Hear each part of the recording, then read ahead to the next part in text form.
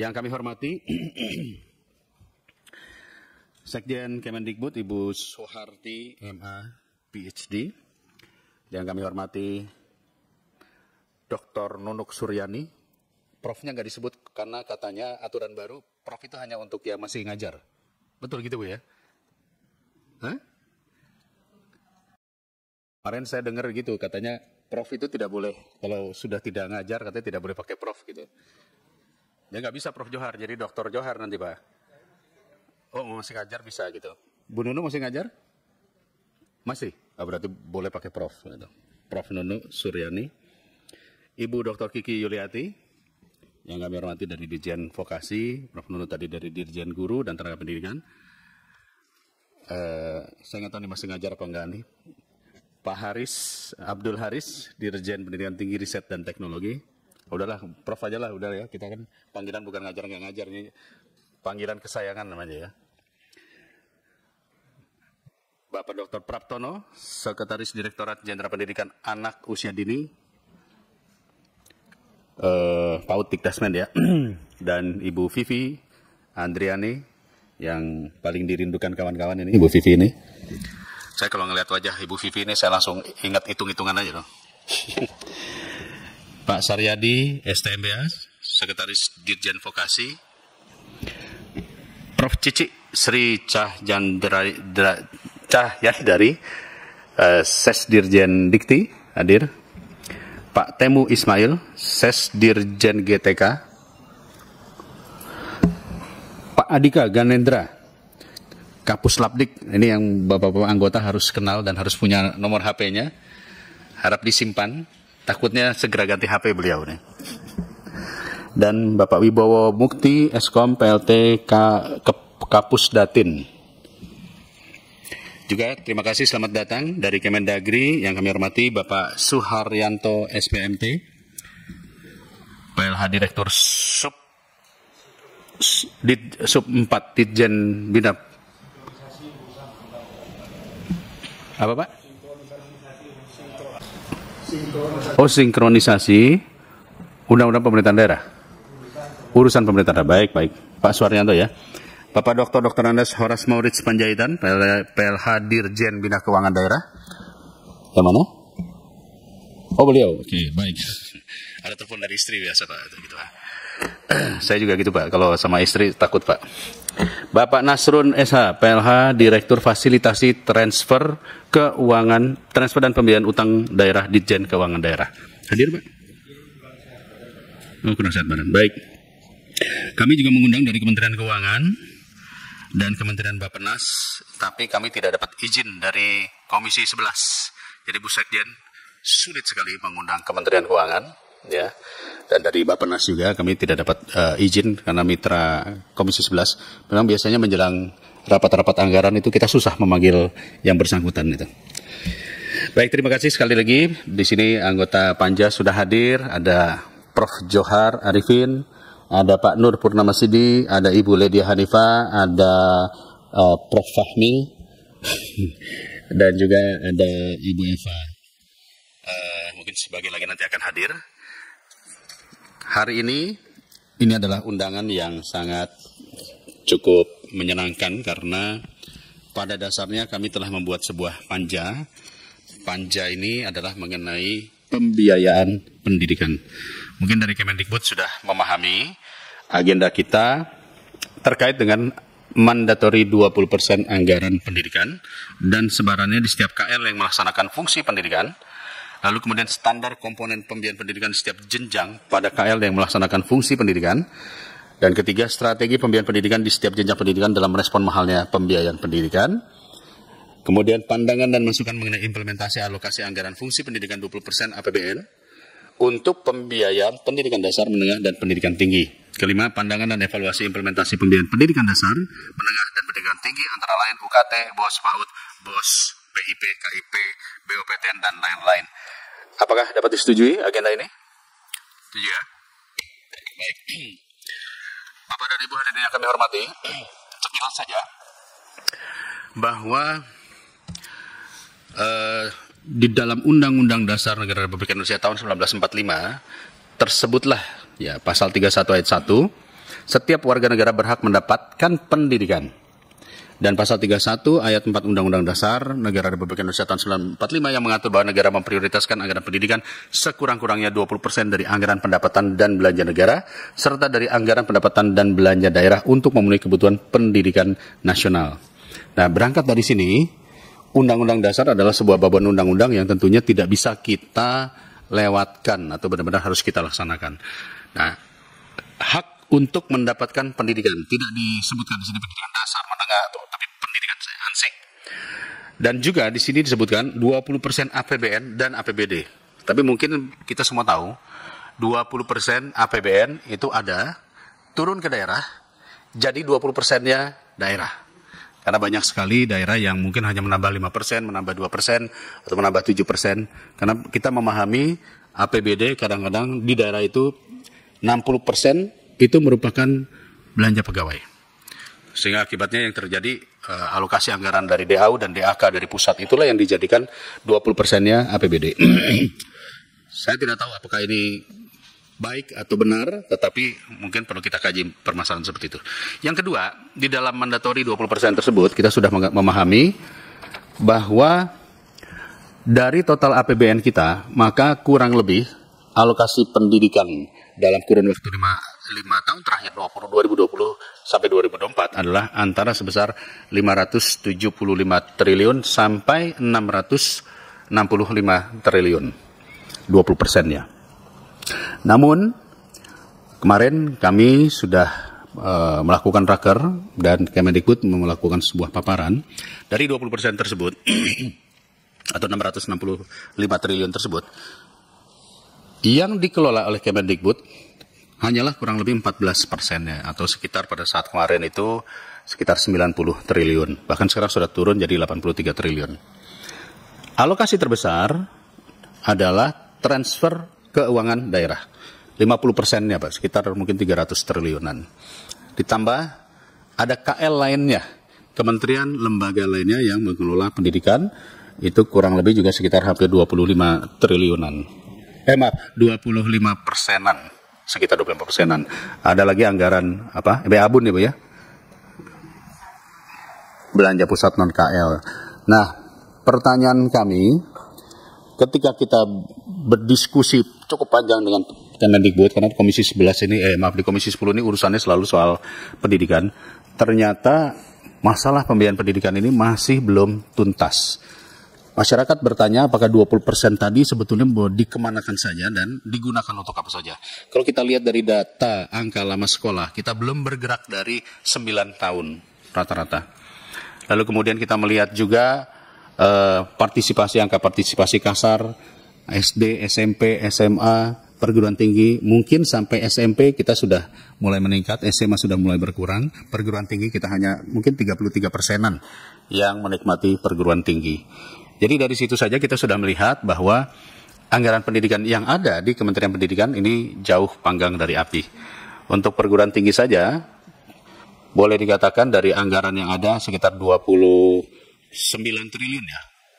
Yang kemarin saya lupa tuh Pak Haris, 14 triliunnya adalah untuk beasiswa dan sisanya sekitar mungkin 18-19 triliun. Masih banyak lagi yang harus dilakukan seperti gaji-gaji dan lain-lain termasuk bantuan-bantuan kepada perguruan tinggi negeri ataupun juga perguruan tinggi swasta yang akhirnya kemarin rame menyebabkan ada UKT yang meningkat. Nah sekarang inilah bulan-bulannya nih mungkin Dikdasmen juga perlu pahami PPDB Pak. PPDB lagi rame-ramenya hari ini sudah masuk WA, SMS bertubi-tubi yang minta tolong agar masuk masuk ke sekolah-sekolah favorit. Padahal ide kita dari dulu adalah sekolah favorit harus dikurangi sehingga bisa merata. Dan juga perguruan tinggi negeri, walaupun kemarin sudah ada peraturan baru untuk membatalkan kenaikan UKT, tetapi ternyata masih banyak UKT ini yang harganya luar biasa sekali. Padahal seingat saya Presiden Pak Jokowi dalam periode terakhir kemarin mengatakan ini eranya peningkatan, kita akan fokus pada sumber daya manusia. Nah, fokus pada sumber daya manusia ini berarti kita harus mempersiapkan anak-anak kita untuk masuk kepada industri 5.0 ataupun juga industri 4.0 yang mana penggunaan kemampuan berpikir yang kritis, analitik, dan lain-lain itu mestinya sudah harus disiapkan. Menuju 2045 generasi emas kita butuh waktu kurang lebih sekitar 20 tahun lagi. Berarti start dari sekaranglah kita harus meningkatkan partisipasi. Nah sayangnya angka kemahalan ini masih luar biasa. Mungkin Pak Dirjen Kemdagri juga paham bahwa untuk masuk kedokteran Pak, saya sudah dapat ini banyak data nih Pak Haris. Masya Allah itu biaya institusinya bisa beli Alphard 1 Pak. Hanya untuk membayar biaya gedung, belum UKT-nya mungkin ratusan juta. Padahal Menteri Kesehatan selalu mengatakan kita kekurangan dokter. Nah ini kita dilematis. Terkait hal itu, kami sudah diskusi juga dengan Kemendikbud dan kami melihat apakah mungkin anggaran pendidikan ini harus kita duduk bersama dulu, lalu kemudian kita lihat mana yang menjadi subprioritas. Dalam hal ini yang akan menjadi catatan saya ada 2, transfer keuangan daerah. Nah, transfer keuangan daerah yang cukup signifikan, 50% daripada anggaran pendidikan, itu langsung diturunkan kepada pemerintah daerah, kabupaten kota. Tentu data kebutuhannya adalah dari Dapodik. Namun ternyata dari pihak Kemendikbud tidak punya data kembali alokasi tersebut dipakai untuk apa saja. Atau kita menyebutnya bahwa fungsi pengawasannya tidak ada. Nah, kami ingin tahu nanti dari Kemendagri, laporannya ke Kemendagri kah? Atau kemanakah? Padahal data sebetulnya usulannya adalah dari data Dapodik. Lalu siapa yang melakukan fungsi pengawasan atas dilakukannya transfer keuangan daerah tersebut? Itu yang pertama Pak, karena kalau saya bertanya, maaf saya tambahkan lagi, kalau kami bertanya kepada para bupati di daerah, selalu kalimatnya adalah kita kekurangan anggaran, terutama untuk bangunan, RKB, jumlah sekolah. Kita harus diakui jumlah sekolah ini tidak sebanding dengan jumlah anak-anak. Jadi SD begitu banyak, SMP-nya sedikit, sehingga lulusan SD menuju ke SMP berebut. Lalu SMP menuju pada SMA juga sama, itu berebut. Ada swasta, tapi kadang-kadang swasta ditinggalkan. Jadi kami juga perlu tahu kira-kira alokasi anggaran itu apakah benar-benar termanfaatkan untuk distribusi.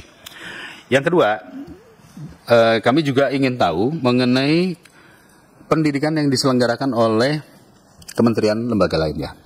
Dari Kemendagri saya rasa ada IPDN deh Pak ya. IPDN itu di bawah Kemendagri kalau nggak salah. Lalu Kementerian Kesehatan, Kementerian Agama, Kementerian apa lagi tuh? Banyak lah ya. 22 KL lain.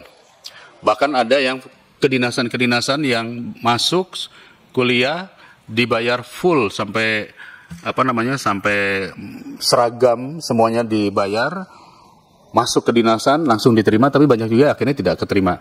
Dan dengan pembiayaan yang standarnya tidak menggunakan standar Kementerian Pendidikan. Sehingga akibatnya terjadi disparitas juga antara dosen-dosen yang mengajar di Kementerian Pendidikan dengan dosen-dosen yang mengajar di KL lainnya. Itu saja ada disparitas. Termasuk uang kuliahnya juga terjadi disparitas. Nah, oleh karena itu, kami berharap kita coba sama-sama kita kaji, kita melihat apakah mandatori 20% ini sudah tepat sasaran untuk meningkatkan partisipasi masyarakat, atau kita full langsung saja bagaimana mengurangi angka biaya kemahalan untuk mendapatkan pendidikan. Untuk itu saya menyerahkan waktu kepada jajaran pemerintah. Kalau dengan Kemendikbud sudah sering, saya mohon dari Kemendagri dulu memberikan paparannya, memberikan penjelasan, baru setelah itu dari Kemendikbud. Kita sepakati waktu sekarang jam 11 kurang, jam 1 maksimal, bagaimana? Setuju ya? Karena mau melanjutkan makan sate kambing, sudah ada sisa kurban kemarin. Baik, Pak Horas Maurits yang akan berbicara? Baik, Pak Horas Maurits Panjaitan, silakan Pak.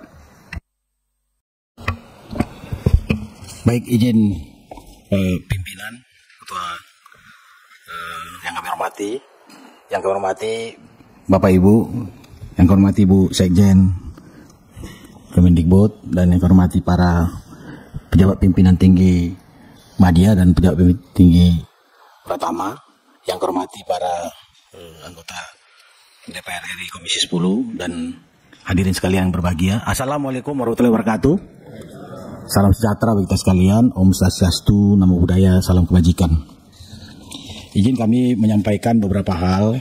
Pertama, terkait dengan anggaran pendidikan, bahwa sebagaimana disampaikan tadi oleh Pak Pimpinan Komisi 10 DPR RI, bahwa benar bahwa alokasi anggaran untuk anggaran pendidikan yang bersumber dari APBD berasal dari dana transfer.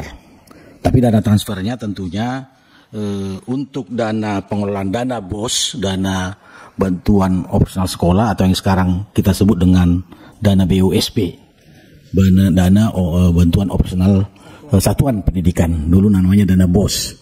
Nah, ini memang sumber dananya sekarang terminologi karena dia secara khusus sudah dibuat petunjuk dan pelaksanaannya, namanya DAK, dana alokasi khusus non fisik. Jadi memang DAK non fisik, tapi urutan ininya adalah DAK non fisik, tapi untuk dana BOS atau BUSP yang kita sebut tadi. Sehingga memang secara umum kami sampaikan bahwa DAK untuk dana alokasi khusus tersebut tentunya ada yang bersifat fisik dan ada yang bersifat yang tadi kami singgung untuk non fisik. Nah, sedangkan untuk yang bersifat fisik itu dari APBN memang sudah dialokasikan lebih kurang dari jumlah yang ada 53, sekian triliun. Berarti untuk DAK bidang pendidikan itu ada lebih kurang 15,8 triliun. Ini data yang kami peroleh berdasarkan APBN 2024. Tapi monggo nanti lebih teknis dari Kemendikbud. Namun perlu kami sampaikan bahwa dalam pengelolaan di APBD memang secara mekanisme, kalau boleh kami sampaikan, sebenarnya APBD itu kan mengikuti norma yang diatur di dalam Undang-Undang 23 2014 tentang pemerintahan daerah. Jadi memang untuk pelayanan dasar salah satunya adalah khususnya di bidang pendidikan. Jadi pelayanan dasar itu ada juga disebut pelayanan dasar wajib terkait tentunya dengan pelayanan dasar, dan ada satu lagi adalah urusan yang tidak terkait dengan pelayanan dasar.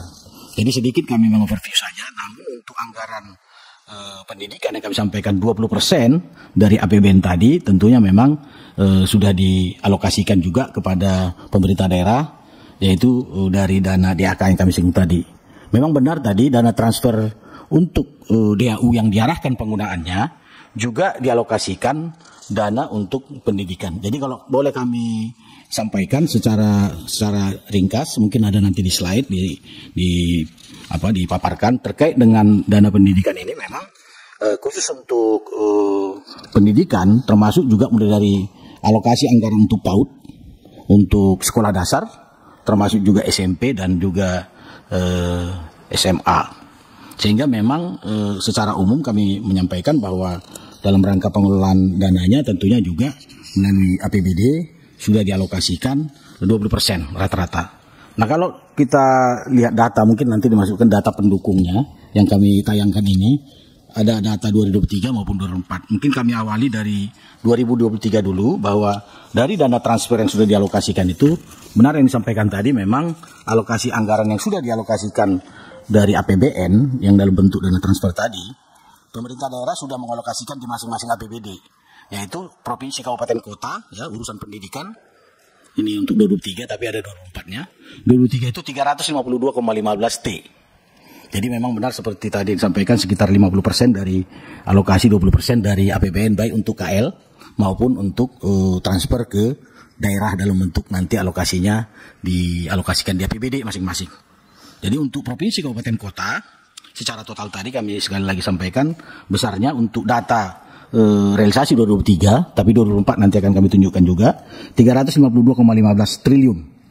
Nah, untuk provinsi sendiri yang berkaitan dengan pendidikan ini, mandatory spending yang tadi itu, memang alokasi di daerah itu sebesar 25,21% secara rata-rata. Tapi memang masih ada daerah itu yang tentunya masih di bawah 20%. Itu. Nah, bagaimana cara menghitungnya nanti akan kami tunjukkan secara lebih teknisnya. Tapi untuk provinsi secara rata-rata 25,21%. Jadi sudah melampaui mandatory spending sebenarnya secara total. Nanti kan tunjukkan bagaimana penyebarannya di masing-masing provinsi. Kemudian untuk kabupaten totalnya adalah sebesar 26,25% ya, atau 212,24 triliun. Untuk kota itu 22,62%. 22, yang kuning ya, 22,62% atau 41,32 triliun. Next, kemudian inilah penyebarannya alokasi anggaran yang di masing-masing provinsi. Se-Jawa Barat, baik provinsi maupun kabupaten kotanya, 41,8 triliun. Yang paling besar se-Jawa Barat mengalokasikan anggaran pendidikan itu sebesar 41,8 triliun. Diikuti dengan se-Jawa Timur 38,7 triliun, dan seterusnya ya. Nanti se-Jawa Tengah, se-Sumut dan seterusnya. Nah, yang kecil itu adalah di kabupaten kota se-Papua Selatan, yaitu 1,7 triliun. Memang ini daerah yang 4 DOB yang baru se-Papua Selatan di 2023. Mungkin mudah-mudahan sudah naik ini dengan adanya 2000 alokasi anggaran di 2004, karena kami juga mengingatkan mereka agar alokasi anggaran pendidikan itu menjadi prioritas. Kemudian se-Papua Barat Daya juga 1,7 triliun, se-Papua Pegunungan 2,04 triliun, dan juga se-Kalimantan Utara 2,06 triliun. Ini yang terkecil. Jadi yang tertinggi sudah ada, paling tidak ada kita melihat se-Jawa Barat, se-Jawa Timur dan Jawa Tengah dan se-Sumatera Utara dan DKI. Maaf Pak, sedikit Pak. Pak Horas, ini yang dari pusat atau yang disediakan mereka? Yang disediakan mereka, tapi alokasi anggarannya dari pusat juga. Oh, jadi gabungan lah ya? Gabungan dari APBD-nya, termasuk dari sumber PAD-nya. Nah kemudian untuk rasionya, ini rasionya Pak, sehingga bisa kita petakan berapa persen sebenarnya alokasi pendidikan itu di provinsi sendiri. Yang paling tinggi rasionya, karena tadi kan melihat besaran saja, kalau besaran bisa kita lihat karena fiskalnya tinggi. Tapi ini rasionya, rasio sebenarnya yang paling kita melihat apakah mandatory spending itu sudah terpenuhi apa tidak. Nah ini berdasarkan data rasio provinsi yang sudah memenuhi, yaitu 42,37% itu adalah Provinsi Nusa Tenggara Timur, NTT. Bahkan melampaui mandatory spending. Nah, Provinsi Maluku 41,14%, Provinsi Sumbar ada 36,72%. Demikian juga Provinsi Sulawesi Utara dan Sulawesi Selatan. Nah yang terendah kembali lagi ada Provinsi Papua Barat hanya 3,59%. Nah ini yang kami sampaikan, masih ada yang masih di bawah 20, bahkan ada yang masih 3,59%. Termasuk juga Provinsi Papua sendiri, karena kita tahu persis Provinsi Papua juga kan sudah mengalami pengurangan fiskal karena pengaruh dampak pemekaran Pak DOB. Sehingga mereka juga tentunya kesulitan juga mengalokasikan anggaran pendidikan ini. Sedikit Pak, supaya saya dan kawan-kawan bisa mengemphasize ini ya. Jadi kalau kita lihat di sini, Papua Barat, Papua dan lain-lain itu hanya menganggarkan sekitar 3%-an itu tadi ya? Ya, rasionya. Hanya 3%-an ya? Dari alokasi itu dibandingkan dengan total belanjanya. Jadi tidak memenuhi 20%? Betul. Pemerintah daerahnya ya? Betul Pak Ketua. Baik, soalnya kita ingat kemarin ada staf sus presiden yang mengatakan bahwa tidak membantu Papua, ternyata ya pemerintah daerahnya sendiri tidak menganggarkan. Ya nggak apa-apa, ini sebagai catatan kita lah Pak. Kang Dedek, maaf, mau minta tolong juga dijelaskan rasio itu apa terhadap apa supaya nanti kita clear. Nuhun. Baik Pak, rasio itu jumlah urusan pendidikan dibagi dengan total belanja. Jadi belanja sebenarnya, belanja urusan pendidikan dibagi dengan total APBD-nya, total belanjanya. Rasio kabupaten dan kota juga ada, next. Ada Kabupaten Pandeglang ya, sudah mencapai 43,69%. Diikuti Kabupaten Garut dan Kabupaten 50 kota. Sedangkan yang Kabupaten Bulungan itu baru 5,03%, ya, Kabupaten Duga itu 6,57%.